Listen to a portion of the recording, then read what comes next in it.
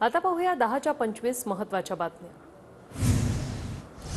जरांगेंना आरक्षणाचा मुद्दा मांडायचा असेल तर त्यांनी राजकारणात येऊन लोकसभेत यावं, प्रकाश आंबेडकरांचा जरांगेंना सल्ला।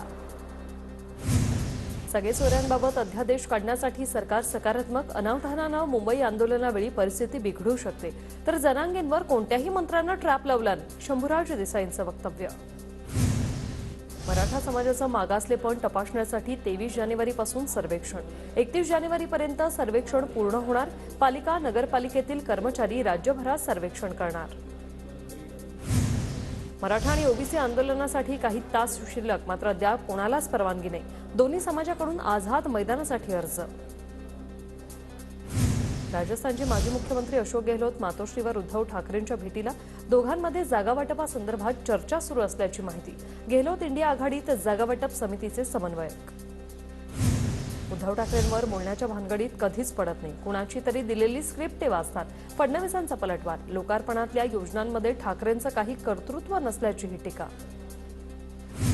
उत्तर प्रदेशनंतर महाराष्ट्रात लोकसभेच्या सर्वाधिक जागा शिंदे फडणवीसांच्या पाठीशी, मतदार नाहीत म्हणून मोदींचे दौरे, फायदा जिथे पंतप्रधान तिथे, संजय राऊतांचा हल्लाबोल।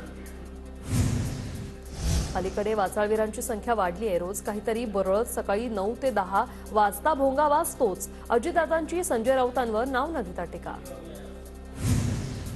मोदी महाराष्ट्रात आले की माझ्यावर टीका करतातच, पूर्वी विरोधकांना संताजी धनर्जी दिसायचे, तसंच मोदींना झालंय, टीका करा पण आम्ही कामच करत राहणार, शरद पवारांची टीका।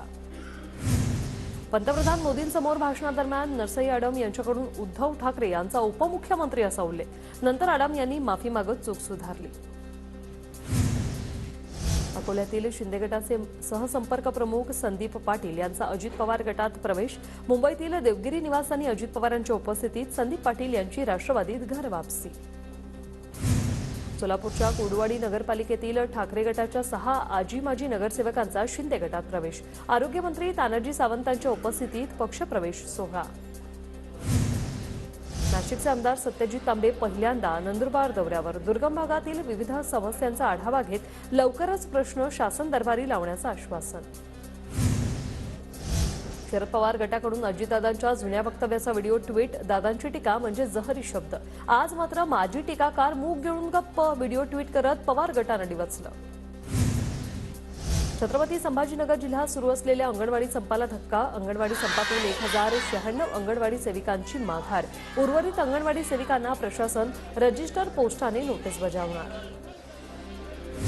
आत्मक्लेश परिवर्तन पायी यात्रेत राजू शेट्टीही सहभागी, शेगाव ते जळगाव जामोदपर्यंत राजू शेट्टींची पायी यात्रा, शेतकऱ्यांच्या प्रश्नासाठी सरकारला जागं करण्यासाठी आत्मक्लेश, राजू शेट्टींचं वक्तव्य। लातूर जवळच्या हरंगुळ रेल्वे स्टेशनवर रेल्वे अडवण्यासाठी निघालेल्या शेतकरी संघटनेच्या कार्यकर्त्यांना पोलिसांनी अडवलं, सोयाबीनला किमान 9,000 रुपये भाव देण्याची मागणी।